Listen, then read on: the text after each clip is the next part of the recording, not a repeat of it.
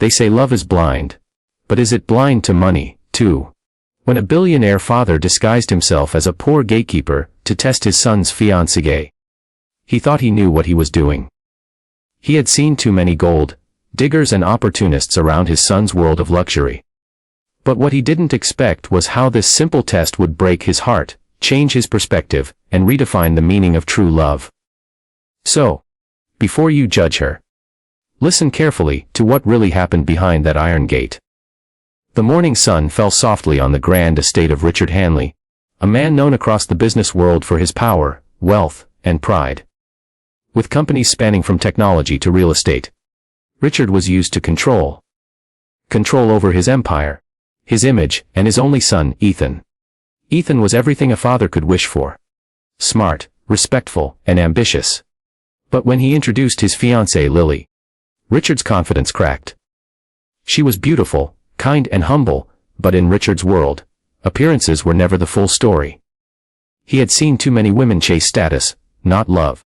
That night, as the family gathered for dinner, Richard quietly observed Lily. Her laughter was genuine, her gestures soft. Yet, he noticed her elegant dress, her delicate perfume, her expensive taste. Does she love my son? Richard wondered, or the life that comes with him?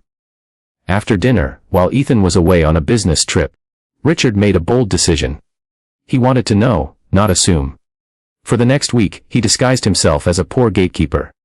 He wore old clothes, rubbed dust on his hands, and lived in the small security cabin near the entrance. The other staff thought he was a new hire. No one recognized him under the beard and cap. The next morning, Lily arrived in her small car to deliver lunch to Ethan's staff. She smiled warmly at the guards, including the new gatekeeper. "Good morning, sir," she greeted cheerfully. Richard nodded, pretending to fumble with the gate controls. "Good morning, miss. You here to see Mr. Ethan?" "Yes," she said with a smile. "Just bringing lunch for his assistant. Ethan's out of town."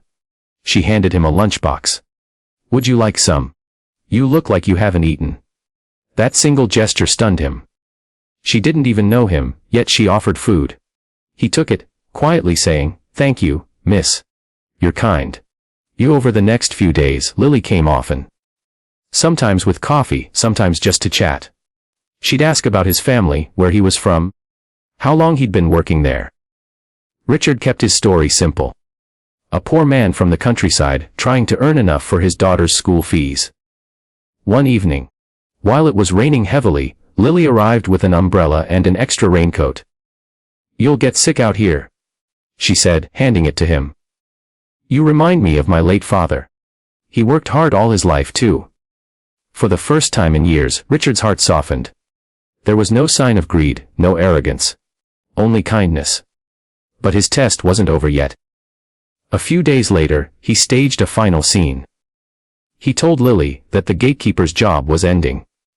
That he'd have to return home, because he couldn't afford his daughter's medicine. Her eyes filled with tears. "Don't worry," she said quietly. "I'll help." She opened her purse and handed him some money. Not much, maybe all she had. "Please take this. She needs you more than I need this dress or makeup." Richard stood frozen, staring at the money in his rough hands.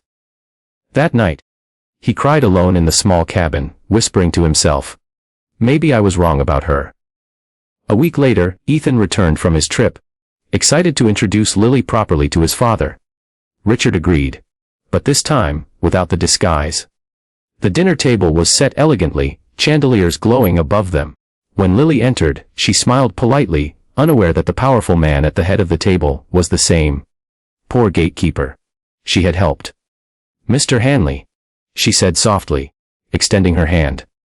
Richard rose slowly, eyes glistening.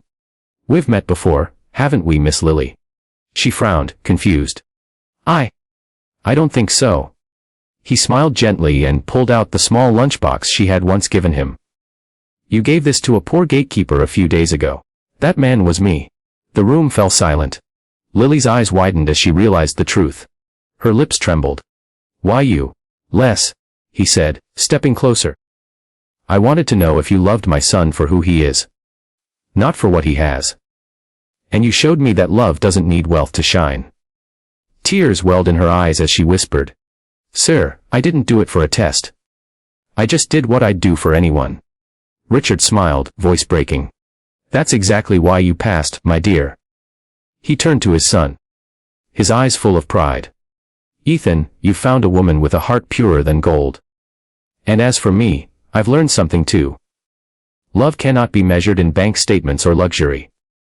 It's found in the smallest acts of kindness. The moments we think no one is watching." The night ended with laughter, tears, and the start of a new bond. Not between a billionaire and his daughter-in-law, but between two hearts that understood what real wealth truly meant. In a world obsessed with riches, never forget. True love is proven in silence, in compassion, and in moments when no one's keeping score. Sometimes, the richest people are those who give, even when they have little.